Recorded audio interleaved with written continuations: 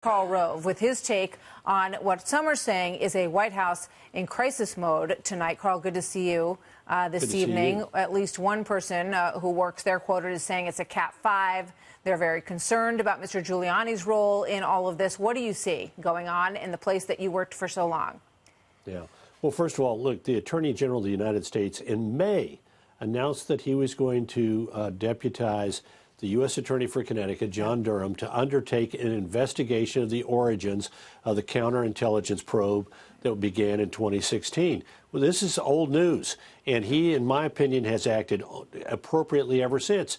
The Inspector General of the Department of Justice is constrained in who he can talk to. He can only compel testimony from current members of the staff and look at documents that are in the possession of the department. He can't, the Inspector General can't talk to our intelligence friends in Australia or the United Kingdom or Italy. And so appropriately, the Attorney General has said, this is in Durham's territory, and I will make the introductions and ask my counterparts in these countries to provide cooperation, coordination with him. So the Democrats who once wanted to know everything about the 2016 election now want to apparently know nothing. I mean, for example, in Ukraine, one of the president in his telephone conversation, the first thing he brings up is, can we have access to the server through which the Russians apparently gained access to Hillary Clinton's emails, which they then dumped on the world? Yeah. So wouldn't we like to know more about that? Yeah, so it's just amazing to me how this thing is playing out. The Attorney General's acting appropriately.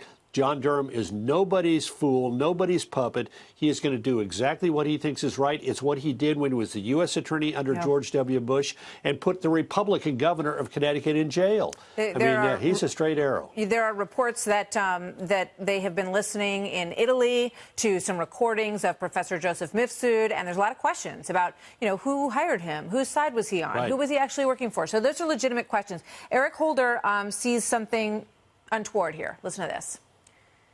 The whole thing that the Attorney General is involved in is highly unusual, and then to see how the President is now involved in trying to help the Attorney General in that effort gives me pause. You have to not only be substantively neutral, you have to appear to be neutral when you are the Attorney General of the United States, and I fear that he has crossed a political line.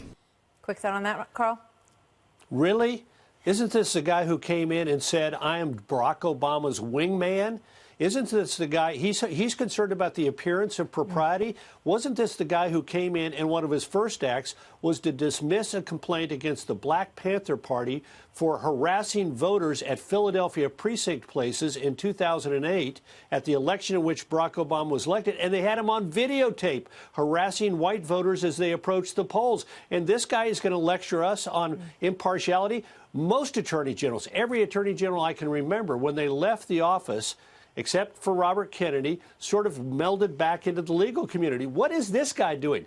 This guy is leading a nationwide effort to attack Republican state legislators and Republican redistricting plans in order to elect more Democrats to the Congress. This guy has no right whatsoever to lecture us about impartiality, particularly on the part of an attorney general. All right. What are your thoughts on Rudy Giuliani and his role? Because, one line of thinking goes, if he hadn't been mentioned in that phone call at all, this would not be an issue. And if he went off on his own and decided to, find out some things for his client about what's going on in the Ukraine, and the president never mentioned him, only mentioned Bill Barr in that phone conversation, there would really be no issue here. Yeah, we'll do, with all due respect to the mayor, whom I have enormous respect and affection for, he should be the president's lawyer and let this be in the hands of the Attorney General and John Durham. They are the officials of the government. He is the private attorney of the president, handling ostensibly the president's private matters. Those private matters do not include the question of Joe Biden and what he did or didn't do. And look, with all due respect to Joe Biden as well, this is an enormous problem that was evident to the American people in December of 2015. There was an article on the front page of the New York Times and an article in the Wall Street Journal when Joe Biden began to be engaged in the Ukraine on behalf of the Western interest in having the Ukraine attack corruption in that country, which said, hey, wait a minute.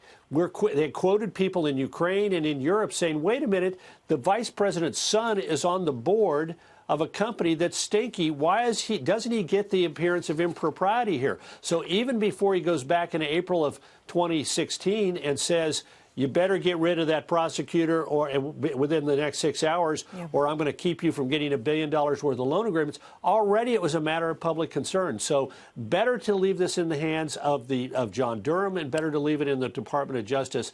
With all due respect to Rudy, he should attend to the personal and private legal needs of his client and not be involved in it. All right, before I let you go, quick question. $125 million raised for the Trump campaign in Q3. I'm hearing that about 20 of that came since this news about the impeachment. Thought on that? Well, it's a sign, this is sort of the new environment in which we find ourselves in the world of internet fundraising and quick response to events. We saw this in Kavanaugh, where the Democrats overreached, and the response was that the poll numbers began to change in Senate races and money began to pour out of people's pockets into Republican campaign coffers. Obviously, we don't know how much money the DNC has raised. I don't suspect much. We don't know how much money has been raised by Democratic presidential candidates. It could be considerable, but it's divided among a bunch of people. On the other hand, the presidents and the RNC have got an awesome number that they're reporting, and I suspect it's an indication how wired up the Republican base is. I suspect you're right. It's double from where the Obama campaign was in 2011, according to the numbers. Karl, thank you.